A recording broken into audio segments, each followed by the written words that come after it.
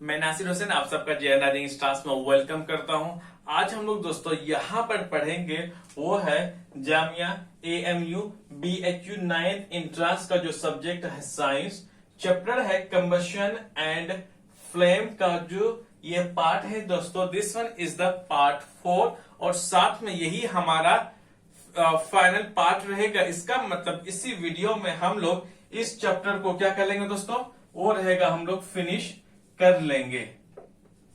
और मेरी कोशिश है यहां पर कि मैं बेहतर ढंग से मैं आपको 9th एंट्रेंस के लिए एक बेहतर से बेहतर तरीका में आपको एक इनोवेटिव तरीका में आपको अब बता सकूं, जिसके जरिए से आप अपनी मेहनत से और थोड़े मेरे गाइड से आप अपनी जो एक सीट है या फिर अपने जो सिलेक्शन है, जामिया हो, अलीगढ़ हो या फिर आप BHU में जहां पर भी आप पढ़ना चाहते हैं, जहां पर आपका सपना है पढ़ने के लिए दोस्तों, वो आसान से आप अपने सपने को पूरा कर सकते हैं ताकि कि यहाँ पे आपका सिलेक्शन होगा। सिलेक्शन दोस्तों आपका तभी होगा जब एक प्रॉपर तरीके से आप प्रिपरेशन करेंगे। जिस हिसाब से मैं आपको गाइड करता हूं, जो मैं तरीका बताता हूं किस हिसाब से पढ़नी चाहिए, वो जरूर पढ़े दोस्तों। और मेरी उम्मीद है कि बिल्कुल भी आपको जो आपकी जो सपना है उसको मैं पूरा करा सकूं। आपकी जो एक सीट है जहां पर भी आप पढ़ना चाहते हैं वहां पर भी मैं आपको एक सीट लेने में मदद कर सकता हूं। सो गाइस, यहां से अब हम लोग यहाँ पे शुरुआत करते हैं। देखिए आज के टाइम में जो हमारा YouTube है या फिर जो ऑनलाइन जो प्लेटफॉर्म्स हैं दोस्तों, ये बहुत ही अच्छा है क्योंकि इस वक्त हमारे मुल्क हिंदुस्तान में एक लॉकडाउन का वक्त चल रहा है। अभी आपका किसी कोचिंग या स्कूल में जाने का भी तो बिल्कुल ही बहुत एक कठिन वक्त है सबके लिए कि कोई नहीं जा सकता, लेकिन YouTube के जरिए से हम आप तक और आप हम तक आसानी से पहुंच सकते हैं।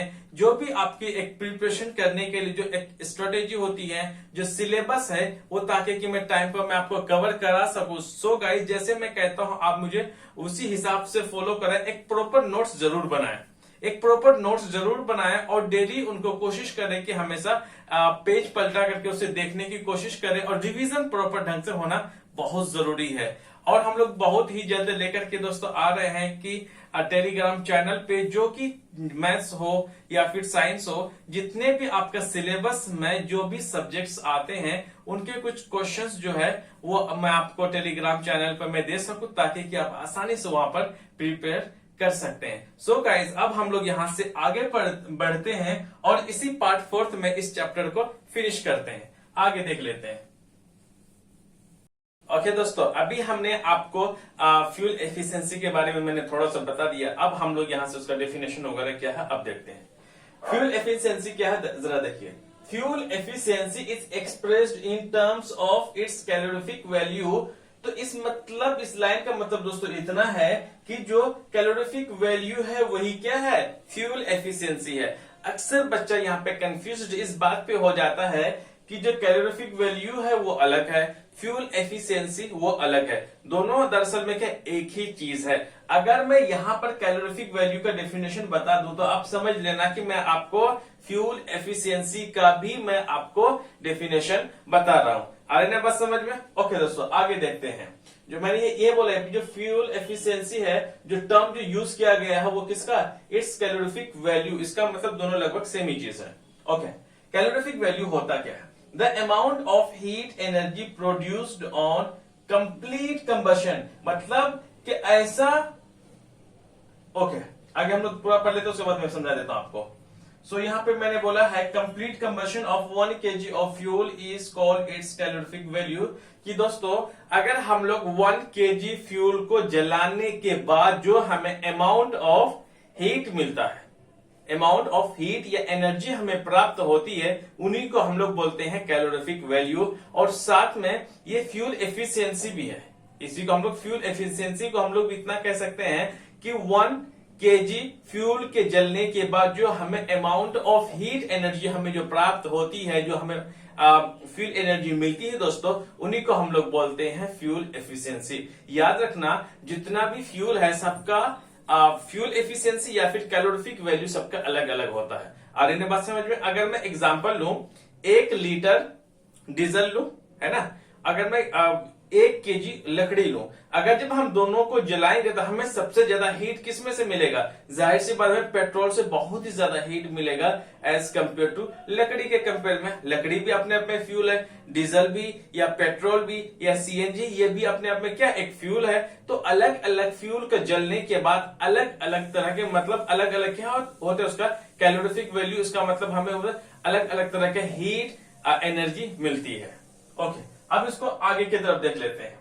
The SI unit of calorific value का जो दोस्तों क्या होता है, फ्यूल का जो यूनिट होता है वो होता है जूल पर किलोग्राम, या फिर मैंने लिखा है जूल पर केजी, या फिर जे पर केजी, मतलब जे केजी माइनस का पावर 1, क्योंकि जब केजी जब अपॉन में होता है तो जब वो ऊपर चला जाता है तो उसका पावर माइनस में आ जाता है, क्योंकि केजी का पावर कितना है 1 है। जब ये ऊपर की तरफ आ गया तो ये माइनस में हमने लगा दिया है। So once again I repeat it दोस्तों कि कई बार एग्जाम में पूछ लिया जाता है कि जो कैलोरीफिक वैल्यू की जो एसआई यूनिट होता है वो क्या होता है, वो होता है दोस्तों जूल पर केजी। इतना याद रखना है। अब देखते हैं यहां पे नोट करके मैंने लिखा है different fuels produce different amount of heat on burning. अगर आपको ये ना दिखे तो मैंने बर्निंग लिखा है कि अलग अलग फ्यूल्स को जलने के बाद अलग अलग अमाउंट के हीट प्रोड्यूस करता है। जैसे कि मैंने आपको कोयला या फिर लकड़ी और डीजल या फिर पेट्रोल का मैंने आपको एग्जांपल अभी दिया, सेम चीज है ना। तो अलग अलग फ्यूल के जलने के बाद अलग अलग अमाउंट का हमें हीट एनर्जी मिलती है। अब हम लोग दोस्तों आगे पढ़ लेते हैं। इसी में अगर हम लोग देख लें, अब हम लोग कुछ यहां हमारे पास कुछ ऐसे फ्यूल्स हैं और उनके जलने के बाद मतलब 1 केजी फ्यूल जलने के बाद अलग अलग तरह के जो सब्सटेंस है, अलग अलग तरह के जो फ्यूल है, उनकी कैलोरीफिक वैल्यू हमें दे रखा है, हमें कुछ पढ़ना है। Okay, calorific values of some fuels are given below, है ना, दिया हुआ। ये हमारा फ्यूल का लिस्ट है दोस्तों। ये रहा कैलोरीफिक वैल्यू।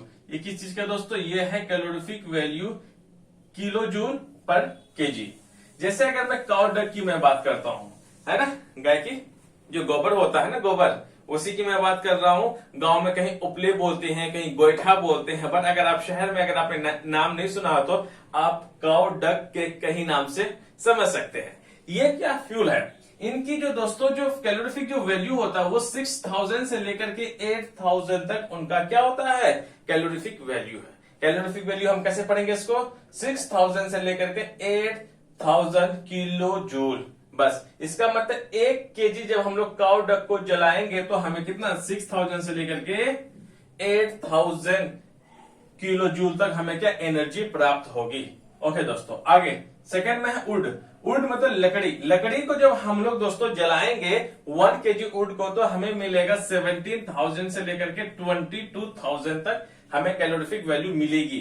याद रखना हमें कितना, हमें वुड को कितना 1 केजी वुड को जलाना है। इस बात को आपके अच्छे से ध्यान में रखना, क्योंकि पर केजी है ना, सारे 1 केजी जलने के बाद हमें इतनी जो वैल्यू हमें मिल रही है। कोयला को दोस्तों कोल का जो कैलोरीफिक वैल्यू है वह है 25,000 से लेकर के 33,000 तक। पेट्रोल की कैलोरीफिक वैल्यू की हम बात करें दोस्तों वो है 45,000। आ रही बात समझ में? केरोसिन की है यह भी 45,000 ही है। डीजल की बात करें यह भी 45,000 ही है। कुल मिलाकर के दोस्तों ये है डीजल, पेट्रोल, केरोसिन को जब हम लोग 1 लीटर या फिर 1 केजी में जब हमें कन्वर्ट करेंगे तो 1 केजी पेट्रोल, 1 केजी या फिर आपका डीजल या फिर 1 केजी केरोसिन ऑयल को जब हम लोग जलाएंगे तो हमें जो कैलोरीफिक वैल्यू मिलेगी वो मिलेगी 45,000। आ रही बात समझ में? अब देखिए यह मीथेन की मैं बात कर रहा हूं। मीथेन में हमें कितना मिलता है? ये 50,000 हमें वैल्यू मिलती है। किसकी? Calorific value. 1 केजी जब हम लोग मीथेन को जब हम लोग दोस्तों जब भी जलाएंगे तो हमें 50,000 हमें कैलोरीफिक वैल्यू इनकी मिलेगी। सीएनजी का अगर हम देख लें वो भी 50,000 है। एलपीजी का देख लें यह भी हमारा कितना है 55,000 है। ओके, मीथेन और एलपीजी सीएनजी का जो कैलोरीफिक वैल्यू है दोनों सेम ही है। एलपीजी का जो कैलोरीफिक वैल्यू है दोस्तों वो है 55,000। बायोगैस की हम देख लें तो वो 35,000 से लेकर के 50,000 तक उसकी कैलोरीफिक वैल्यू है जब हम लोग 1 kg बायोगैस को क्या करेंगे, जलाएंगे या फिर बर्न करेंगे। ओके, अब हम लोग देख रहे हैं हाइड्रोजन का। हाइड्रोजन, हमें 1 kg हाइड्रोजन को जब हम दोस्तों जलाएंगे तो हमें पता कितना मिलेगा, हमें सबसे ज्यादा मिलता है इसमें कितना, 1.5 लाख, 1,50,000 कैलोरीफिक वैल्यू होता है जब हम लोग 1 kg हाइड्रोजन को बर्न करते हैं। तो आगे यहां पर है ऑयल्स, है ना, ऑयल्स वेजिटेबल जो हम लोग घरों में यूज करते हैं ना, वो तेल सरसों का तेल है या फिर फॉर्च्यून का तेल है दोस्तों। अगर हमने इस्तेमाल करें तो उसका 39,000 से लेकर के 48,000 तक इनकी कैलोरीफिक वैल्यू होती है। इसीलिए अगर सरसों का तेल में अगर आग वगैरह लग जाए, जब भी कढ़ाई वो जो बहुत ज्यादा गर्म हो जाए, तो जब हम उसके बाद कढ़ाई में अगर हम अचानक से तेल डालें तो आग लग सकती है, लेकिन उसकी आग बहुत ज्यादा भयंकर होती है ना। हमें हमेशा ख्याल करके ही क्या करना चाहिए, हमें इन सब चीजों का इस्तेमाल करनी चाहिए। ओके, अब हम लोग दोस्तों, ये तो हमारी बात रह गई किसकी, फ्यूल एफिशिएंसी की। बिल्कुल मैंने एक कंप्लीट चीज है दोस्तों आ गई। अब बात हम लोग थोड़े से माचिस स्टिक की मैं बात करता हूँ। कुल मिलाकर के हम लोग माचिस जो आज के टाइम में जो यूज करते हैं ना, सेफ्टी माचिस, उन्हीं के बारे में हम लोग थोड़ा सा बात कर लेते हैं, ये जरूरी है। ओके, हालांकि अभी मुझे नोट लिखना चाहिए था, लेकिन कोई बात नहीं, मैंने बुंदे लगा दिए बहुत बड़े काले टेके ताकि आपको नजर ना लगे। ओके दोस्तों, चलिए आगे पढ़ते हैं। हम लोग किसके बारे में पढ़ रहे हैं, माचिस के बारे में पढ़ रहे हैं। The head of the safety माचिस, है ना, सेफ्टी माचिस का मतलब जो हमारे पास स्टिक होता है, उनके जो टॉप पर है ना दोस्तों, किसका बना होता है, ओनली ऑन एंटीमोनी ट्राइसल्फाइड। नाम से बिल्कुल भी नहीं डरना है, 2 से 3 बार इस नाम को मेरे साथ रिपीट करें दोस्तों। जो हेड ऑफ द सेफ्टी माचिस, जो कंटेनर का मतलब माचिस के जो तिल्ली होते हैं दोस्तों, उसके टॉप पे आपने देखा होगा कि कुछ एक सब्सटेंस लगी होती है, थोड़ा सा ग्रे कलर का, है ना। तो आपको दोस्तों नाम याद करो, वो जो ग्रे कलर का जो टॉप पे होता है माचिस स्टिक का, तो उसमें आप देखना उस मटेरियल का जो नाम है वो है एंटीमोनी ट्राइसल्फाइड और पोटासियम क्लोरेट। फिर से रिपीट करो मेरे साथ, एंटीमोनी ट्राइसल्फाइड और पोटासियम क्लोरेट। आधी बात समझ में, उसका स्टिक में होती है। और दूसरी बात, जैसे कि मैं मानता हूं ये तिल्ली है ना, ये तिल्ली है, तिल्ली के टॉप में लगा रहता है, तो जिस पे हम लोग इसको क्या करते हैं, इसमें प्रेशर डालते हैं या फिर जहां पे इसको फ्रिक्शन करते हैं, जहां पे हम लोग ऐसे मारते हैं ना जोर से, जो माचिस के ऊपर में थोड़ा सा वो भी ग्रे कलर का रहता है, जो कि थोड़ा सा रफ एरिया रहता है, जहां पर माचिस की तिल्ली को हम लोग क्या करते हैं, एक दूसरे को कांटेक्ट में लाते हैं, जोर से पुश करते हैं एक दूसरे को, है ना। तो वो वाला यहाँ पे लिखा हुआ द रबिंग सरफेस, ये क्या है, रबिंग सरफेस है माचिस का डब्बा का। तो हैज अ पाउडर, उसमें एक पाउडर मिला हुआ रहता है, आपको देखने से भी पता चल जाता है ना दोस्तों, एक पाउडर होता है। उस पाउडर जो होता है, पाउडर गिलास, कुछ गिलास होते हैं, और साथ में लिटिल थोड़ा सा हमें रेड फोस्फोरस का भी उसमें मिक्सअप होता है। यही वजह से आसानी से आग क्या पकड़ लेती है। आ रही बात समझ में। सो आपको 2 चीजें याद करनी है जो माचिस के दोस्तों, वो क्या होती है, जो तिल्ली होती है, तो उसमें एंटीमोनी ट्राइसल्फाइड और पोटासियम क्लोरेट नामक एक केमिकल लगा रहता है। और जो रबिंग सरफेस होता है माचिस का डब्बा में, उसमें क्या होता है, ग्लास का थोड़ा सा पाउडर होता है और साथ में थोड़ा सा रेड फोस्फोरस मिला हुआ रहता है, ताकि वो आसानी से जल्दी आग पकड़ ले। ओके दोस्तों, फ्यूल एफिशिएंसी में हमें 3 चीज पढ़नी है। पहला दोस्तों पढ़ना वो है, burning of fuel leads to harmful products, एक चीज हमें, उसके बाद हमें 3 और चीज पढ़ेंगे, उसके बाद हमारा ये टॉपिक बिल्कुल फिनिश हो जाएगा, है ना। ओके, बर्निंग क्या होता है, फ्यूल के बर्निंग के बाद या फिर फ्यूल के दोस्तों जलने के बाद कई सारे हार्मफुल प्रोडक्ट्स पैदा होते हैं। जैसे अगर आपने देखा होगा कि जहां पर हमारे गैस सिलेंडर जो हम यूज कर रहे होते हैं, या फिर कोयला का फैक्ट्री वगैरह कहीं अगर आपने देखा होगा मूवीज में या कहीं, तो आप देखेंगे कि उसको धुआं निकलता है। जो धुआं जो निकलता है, बहुत सारे जहरीले गैसों का मिक्सअप होता है, जो कि हमारे इंसान के साथ साथ, हम इंसान के साथ साथ हमारे पर्यावरण, हमारे इन्वायरमेंट के लिए भी खतरा होता है। उन्हीं चीज को हम लोग देखते हैं। कार्बन फ्यूल्स क्या होता है, कार्बन फ्यूल्स का मतलब ऐसा फ्यूल जिसमें क्या हो, कार्बन का ज्यादा अमाउंट, है ना। कार्बन फ्यूल्स का मतलब ऐसा फ्यूल जिसमें कार्बन ज्यादा हो, जैसे कि वुड, या फिर हमेशा याद रखना जितना भी धुआं देने वाली चीजें हैं, है ना, जितनी भी फ्यूल के जलने के बाद जो धुआं हमें रिलीज या हमें देखने को मिलता है दोस्तों, वो क्या होता है, फ्यूल कार्बन से बना होता है। इतना याद रखना। जैसे कि लकड़ी है, कोयला है, petroleum release gases and unburned carbon particles. तो ये कह रहा है जो कि हमारा दोस्तों कार्बन फ्यूल्स है, जैसे कि लकड़ी है, कोयला है, पेट्रोलियम का मतलब diesel, petrol, kerosene, oil, gases के बाद जो और भी गैसेस होती हैं, सीएनजी, एलपीजी, तो उन सबके जलने के बाद कुछ ऐसे अनबर्न्ड कार्बन पार्टिकल्स होते हैं। अनबर्न्ड का मतलब वो जल नहीं पाते हैं, और वही अनबर्न्ड पार्टिकल्स क्या होते जाते हैं दोस्तों, वो धुआं के जरिए से निकल के हमारे कहा एटमॉस्फेयर में,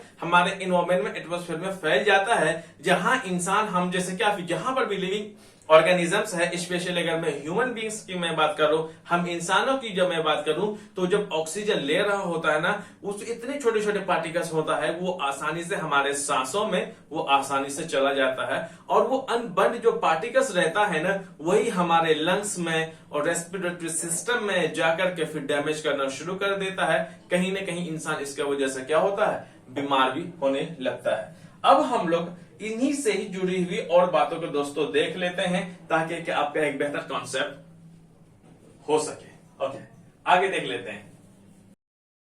यहां से आगे की तरफ कुछ पॉइंट्स को देख लेते हैं। आगे हम दोस्तों देखेंगे यहां पर, पहले ए नंबर पे है ना, ए नंबर पे अब हम दोस्तों देखेंगे कार्बन मोनोऑक्साइड गैस। कौन सा देखेंगे, अब हम लोग यहां से कार्बन मोनोऑक्साइड गैस को देखेंगे। कार्बन मोनोऑक्साइड का मतलब होता है दोस्तों, मोनोऑक्साइड का मतलब होता है जिसमें एक ही ऑक्सीजन हो। कितना ऑक्सीजन हो, एक ऑक्सीजन हो, तो हम लोग उसको मोनोऑक्साइड बोलते हैं। कार्बन के साथ है तो C4 कार्बन, सो यहाँ पे कार्बन मोनोऑक्साइड का जो केमिकल फॉर्मूला होता है दोस्तों, वो होता है CO। अब देख लेते हैं ये किस हिसाब से गैस के जलने के बाद किन किन तरह के जो हार्मफुल प्रोडक्ट्स होते हैं दोस्तों, उसको देखते हैं और समझते हैं। Incomplete combustion of these fuels gives carbon monoxide gas. जब फ्यूल्स जल जाते हैं, फ्यूल्स के जलने के बाद, जब वो कंप्लीट कंबशन होने के बाद फिर भी कुछ जो कार्बन मोनोऑक्साइड गैस क्या होते हैं, रिलीज होते हैं उन फ्यूलों में से, वो फ्यूल्स जो जल जाते हैं। Carbon monoxide gas is poisonous, can kill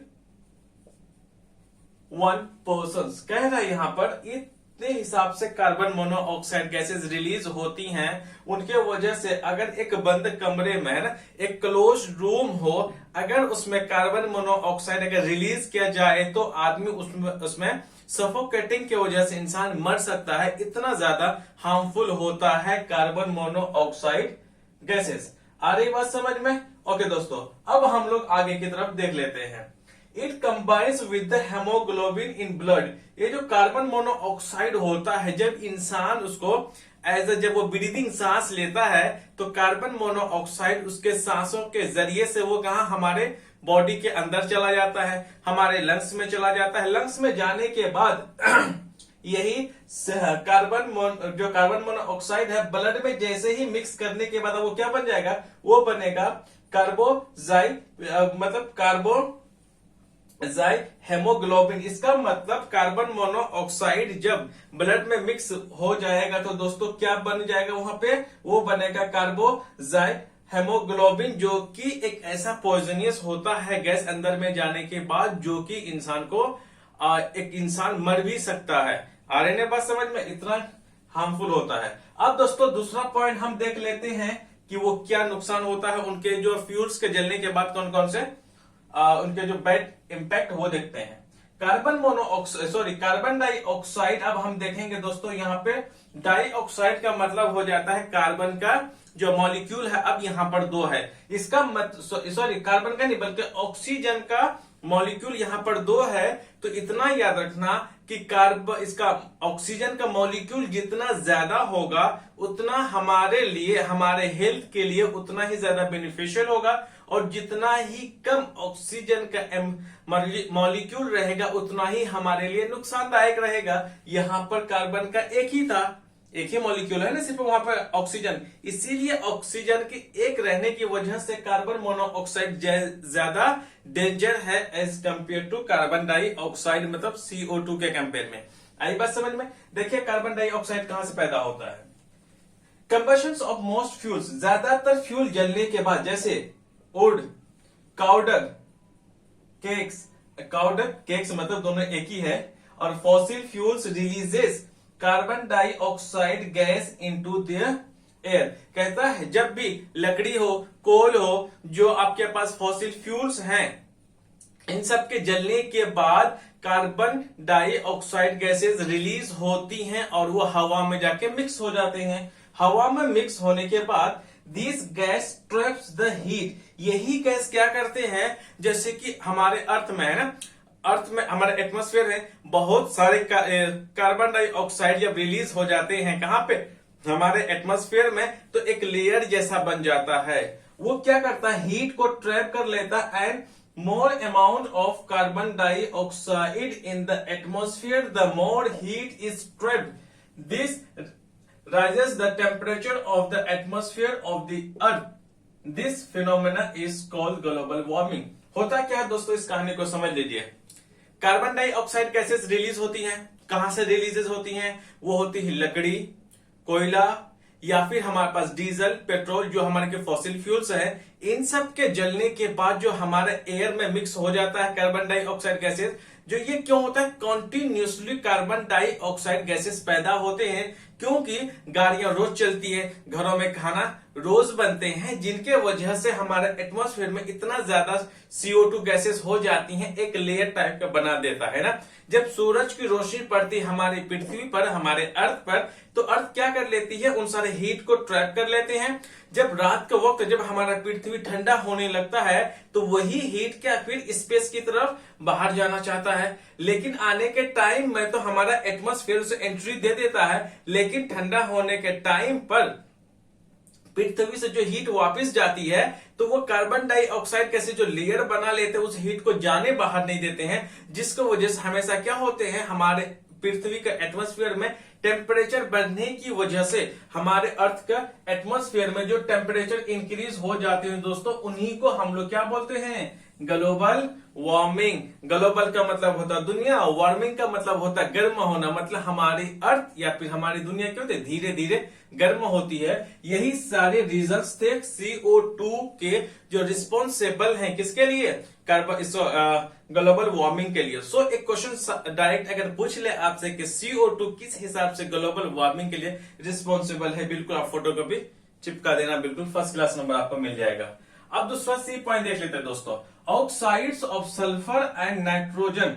सो किस हिसाब से हमारे एटमॉस्फेयर में जो फ्यूल्स बर्न होते हैं, उसमें भी कौन तरह के गैसेस मिलते हैं, SO2 का मतलब होता है sulphur oxides and nitrogen oxide. देख लीजिए दोस्तों, पहला यहां पर लिखा गया है सल्फर डाइऑक्साइड गैसेस कौन सा फ्यूल के जलने के बाद रिलीज किया जाता है, इस बात पे ध्यान देना है दोस्तों। ओके, पहला है burning of coal and diesel releases SO2 गैस। जो हमारे पास कौन है, डीजल है और कोयला है, इन दोनों को बर्निंग के वजह से, जब डीजल का इस्तेमाल करने के बाद जो गैसेस निकलती हैं, या फिर कोयला के जलने के बाद जो गैसेस रिलीज होती हैं दोस्तों, उस गैस का नाम है SO2, जिसे हम बोलते हैं सल्फर डाइऑक्साइड। आई ना बात समझ में? अब आगे देख लेते हैं। It is an extremely suffocating and corrosive gas. ये क्या होती है, बहुत ज्यादा सफोकेटिंग होती का मतलब क्या, घुटन से बहुत ज्यादा होती हैं, और साथ में एक कोरोसिव भी होती है। एक हिसाब से क्या होती है, सबके सब हार्मफुल गैसेस होते हैं। सो याद रखना, कोयला और डीजल के जलने के बाद SO2 गैस रिलीज होते हैं, इस बात को ध्यान देना। नेक्स्ट है दोस्तों, वो है नाइट्रोजन ऑक्साइड। नाइट्रोजन ऑक्साइड में NO2 इसका केमिकल फॉर्मूला है। Petrol engines gives off gases oxide of nitrogen. So nitrogen gas जो फ्यूल में से, कौन सा फ्यूल में से जलने के बाद रिलीज होती है, वो होते हैं पेट्रोल। सो जितने भी पेट्रोल इंजन्स होते हैं, पेट्रोल को जलने के बाद या फिर गाड़ी में जो यूज होने के बाद जो धुआं निकलता है, जो स्मोक्स निकलता है, उन स्मोक्स में से कौन सी गैस निकलती है, NO2 नाइट्रोजन ऑक्साइड। ओके, अब आ जाते हैं दूसरी बात में, है ना। अब देखिए अलग बात है, ये तो हमारी रही बिल्कुल किसका, कि किस हिसाब से अब कौन कौन से गैसेस, कौन कौन से फ्यूल्स के जलने के बाद आ जाते हैं। अब देखिए, oxides of sulphur, oxides of sulfur and nitrogen dissolve in rain water and form acid. Such rain is called the acid rain. तो एसिड रेन का जो दोस्तों फॉर्मूला और डेफिनेशन है यही होगा जब यही ऑक्साइड्स ऑफ सल्फर और नाइट्रोजन जब किसमें एयर में ये पहले से मौजूद रहता है, जब बारिश के पानी में जब ये मिक्स हो जाता है वाटर के साथ में, रेन वाटर के साथ में, तभी किसका फॉर्मेशन होता है, एक एसिड बनता है। जब वो एसिड पानी के साथ में जब पृथ्वी पर या फिर हमारे जमीनों पर जब दोस्तों गिरते हैं तो उन्हीं को हम लोग क्या देते हैं, एसिड रेन। सो याद रखना कि एसिड रेन में कौन कौन से गैसेस मोस्टली रिस्पॉन्सिबल है, वो है नाइट्रोजन ऑक्साइड और सल्फर ऑक्साइड। आ रही ना बात समझ में। अब देखिए इनके इफेक्ट्स क्या होते हैं। जो रेन वाटर है या फिर एसिड रेन है, उनके हमारे लिए या फिर हमारे पृथ्वी में जो चीजें हैं उनके लिए किस हिसाब से नुकसानदायक है दोस्तों, एक नजर हम लोग दौड़ा लेते हैं। पहला इनको इफेक्ट्स ऑफ रेन एसिड का क्या इफेक्ट है। जाहिर सी बात इसका नेगेटिव भी इफेक्ट होगा, पॉजिटिव तो होने वाला है नहीं। So it is very harmful for crops. अगर ये फसलों में, जिस खेत में अगर फसल अच्छे खासे लगे होते हैं तो वो फसलों पे अगर इस तरह का अगर एसिड रेन अगर गिर जाए तो यहाँ पे क्या हो जाता है, फसलें खराब हो जाती हैं। या फिर बिल्डिंग्स हैं, अगर किसी को व्हाइट वॉशिंग वाले खूबसूरत सी बिल्डिंग है, अगर उसमें एसिड रेन अगर गिरे तो उस बिल्डिंग की भी जो लाइफ है वो कम हो जाती है। उसके दीवारों पर एक हिसाब से क्या हो जाते हैं, जंग वगैरह लग जाते हैं, जो व्हाइट वॉशिंग होती है वो खराब हो जाती है। दोस्तों वो है सॉइल, मिट्टी। जिस मिट्टी पर बारिश की पानी मतलब एसिड रेन जब भी उस मिट्टी पे गिरेगी तो वो क्या होगा, वहां की मिट्टी खराब हो जाएगी। और साथ में इसके कई सारे हानिकारक, इसके सारे बैड इफेक्ट या फिर इसके नुकसान है। अगर एसिड रेन अगर पानियों में अगर जो बहती हुई नदी हो या फिर झरने हैं या फिर ऐसी नदी जो कि बिल्कुल पानी स्टेबल हो, रुका हुआ हो, तो ऐसे सिचुएशन में जो एसिड रेन अगर उस पानी में अगर गिरेगा तो उस पानी में जो माइक्रो ऑर्गेनिज्म रहता है जो कि पानी को क्लीन रखता है, वो माइक्रो ऑर्गेनिज्म मर जाते हैं। और साथ में जो मछलियां रहती है पानी में उसको भी नुकसान पहुंचता है। आ रही है बात समझ में। कुछ मैंने आपको इफेक्ट्स बता दिए एसिड रेन के। अब हम लोग इन्हीं चैप्टर से जुड़ी हुई कुछ बातों को और देख लेते हैं, उसके बाद इस चैप्टर को बिल्कुल हम लोग फाइनली फिनिश कर देंगे इसी वीडियो में। जरा आगे हम लोग देख लेते हैं। हम लोग दोस्तों यहां से देख लेते हैं डी पार्ट में। डी पार्ट में हम लोग दोस्तों देख लेते हैं यहाँ पे कि सस्पेंडेड पार्टिकल्स मैटर। वो सस्पेंडेड पार्टिकल्स मैटर्स का मतलब हो जाता है जो कि बहुत छोटे छोटे साइज में होते हैं, टुकड़े में होते हैं। किस हिसाब से जब फ्यूल के जलने के बाद इन तरह के जो सब्सटेंस होते हैं जो कि हमारे हेल्थ के लिए क्या है, एक हानिकारक चीजें हैं जो कि हमारे हेल्थ के लिए डेंजरस होते हैं, उसको देख लेते हैं। दीज पार्टिकल्स स्मोक एंड एश। क्या होता है, धुआं या फिर एश टाइप के जो कि बहुत पतले पतले छोटे छोटे पार्टिकल्स होते हैं। ये भी जब हमारे सांस लेते हैं, जब भी फ्यूल वगैरह जलते हैं तो उसमें से स्मोक्स और एश जो राख है वो रिलीज होते हैं, जिनमें कि बहुत छोटे छोटे क्या होते हैं, पार्टिकल्स मौजूद होते हैं। और वो पार्टिकल्स जब हमारे जिस्म के अंदर चला जाए, बॉडी के अंदर में चला जाए तो हमारे रेस्पिरेटरी सिस्टम में डैमेज करता है, जिनकी वजह से these are the responsible for the causing respiratory disease. Respiratory disease का मतलब दोस्तों होता है जो कि हमारे ब्रीदिंग सिस्टम से रिलेटेड हो। जैसे कि अगर मैं बात कर लूं अस्थमा, जिसे हम सांस की बीमारी कहते हैं ना, और साथ में होता है ब्रोंकाइटिस इन ह्यूमन बींग्स, इंसान में। ब्रोंकाइटिस क्या होता है, एक तरह से एक पार्ट्स होते हैं लंग्स में जो कि फिल्टर करने में, जो कि हम जो अंदर में हमारे जो भी पैदा होता है, जैसे कि CO2 कार्बन डाइऑक्साइड गैसेस जो कि किसमें, ब्लड में मौजूद होता है, उनको ब्लड को फिल्टर करने में यही ब्रोंकाइटिस हेल्प करता है। यही क्या हो जाता है, थोड़े थोड़े डैमेज होने लगता है। किनसे, हमें सस्पेंडेड पार्टिकल जैसे स्मोक एंड एश। तो हमें इन सब चीजों से बचकर रहना है। जहां पे धुआं वगैरह ज्यादा हो तो हमें वहां से निकल जाना चाहिए, या फिर हमें कपड़े वगैरह या फिर मास्क पहन लेना चाहिए, ताकि कि जो धुआं है, स्मोक है या ऐश है या फिर राख, हमारे जो ब्रीदिंग के जरिए से वो अंदर न जा पाए। अब हम लोग दोस्तों आगे की तरफ देख लेते हैं। वो है ई, वो है लेड पार्टिकल्स। लेड पार्टिकल्स कौन है उसको देखते हैं। लेड पार्टिकल्स आर पॉइजनियस, जहरीले और साथ में प्रोलॉन्ग्ड, मतलब एक लंबा समय तक। इनहेलेशन का मतलब होता है वो हमें क्या लेता है, अंदर लेना। अंदर हम कैसे लेंगे, वो दोस्तों होता है हमारा ब्रीदिंग या फिर सांस लेने के जरिए से। May result in serious disease like cancer. तो आपको एग्जाम्पल में एक दे दिया जाएगा या फिर आपका एमसीक्यूज में दे दिया जाएगा कि जो लेड कंपाउंड्स होते हैं वो किस तरह के जो हमारे अंदर में चला जाता है, बॉडी के अंदर में, वो किस तरह की बीमारियों को पैदा कर सकता है दोस्तों, वो है कैंसर। कौन सी बीमारी, लाइक कैंसर। ये एमसीक्यूज में ये सवाल आ सकता है। सो दोस्तों अब हम लोग देख लेते हैं सेकंड पार्ट। सेकंड पार्ट में है वो है ग्लोबल वार्मिंग। ग्लोबल वार्मिंग क्या होता है जरा देखिए। कंबशन ऑफ मोस्ट फ्यूल, जितने भी अभी तो थोड़ा सा मैंने भी बता भी दिया तो वहां पर, लेकिन एग्जैक्टली अगर आपको डेफिनेशन पूछ लिया जाए एग्जैक्टली वो तो मैंने बताया था अभी कुछ देर पहले कि CO2 किस हिसाब से रिस्पॉन्सिबल है ग्लोबल वार्मिंग के लिए, मैंने वहां से बता दिया। उन्हीं से ही रिलेटेड चीजें हैं दोस्तों, यहां देख लेते हैं।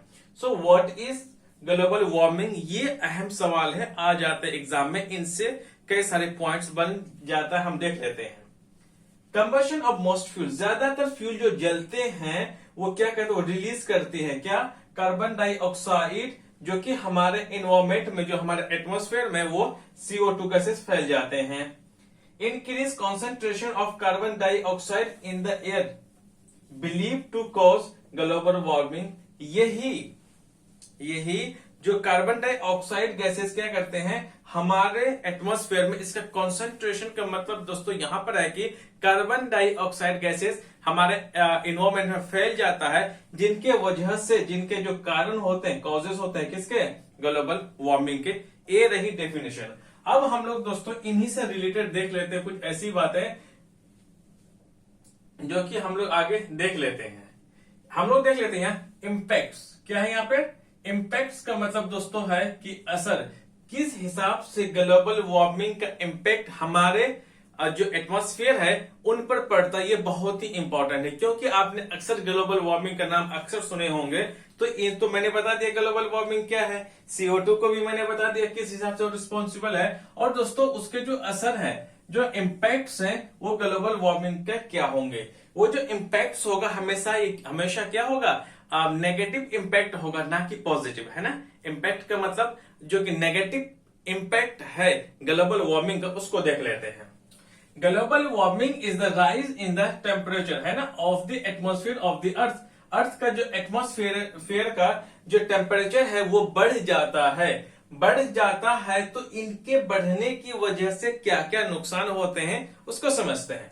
पहला दोस्तों नुकसान ये है, the melting of the polar glacier. जो पोल्स होते हैं, नॉर्थ पोल, साउथ पोल, वहां पे बहुत ज्यादा ठंडा होता है। वहां ठंडा होने के मतलब दोस्तों वहां पे क्या, ग्लेशियर मतलब वहां पे बर्फ, स्नो बहुत ज्यादा होती है, आइस टाइप बहुत ज्यादा होते हैं। गर्मी की वजह से उस पोल में जो ग्लेशियर्स होते हैं, जो कि बर्फ के पहाड़ बने होते हैं, वो धीरे धीरे पिघलने लग जाते हैं, क्योंकि धरती हमारे पृथ्वी में गर्म होने की वजह से।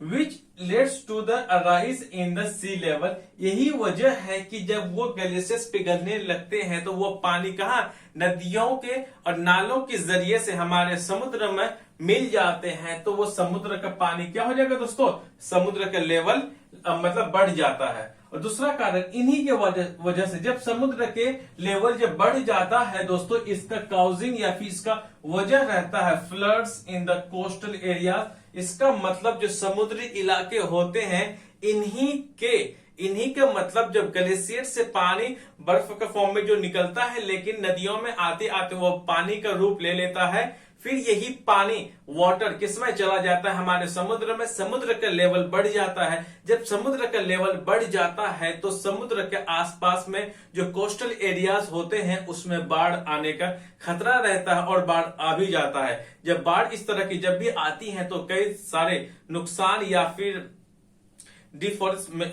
यहाँ पे तोड़ फोड़ भी हो जाते हैं, और कई तरह के नुकसान भी हो जाते हैं जो कि कोस्टल एरिया में रहने वाले लोगों के साथ।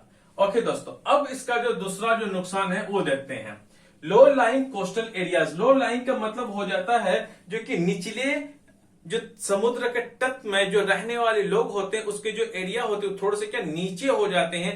नीचे रहने की वजह से may even be permanently submerged under water, ये हमेशा के लिए पानी के नीचे, वह शहर हो या गांव है या फिर थोड़ा सा आइलैंड हो, वो क्या हो सकता है दोस्तों, हमेशा के लिए पानी में डूब सकता है अगर हमारा समुद्र का लेवल अगर बढ़ जाए। बढ़ेगा कहां से, ग्लेशियर की पिघलने की वजह से। ग्लेशियर क्यों पिघलता है दोस्तों, ग्लोबल वार्मिंग या फिर मतलब हमारे अर्थ में टेम्परेचर की बढ़ने की वजह से। सो दोस्तों यहां से हम लोग इस चैप्टर को क्या करते हैं, आज फिनिश्ड करते हैं। ये चैप्टर आज हमारा क्या हो गया, फिनिश्ड हो गया। चैप्टर नंबर 6 जो दोस्तों ये हो गया आज finish. So guys thank you very much. So आप लोग इसके बाद हम लोग आप जो नेक्स्ट चैप्टर रहेगा हमारी मुलाकात फिर उस वाली वीडियो में होगी।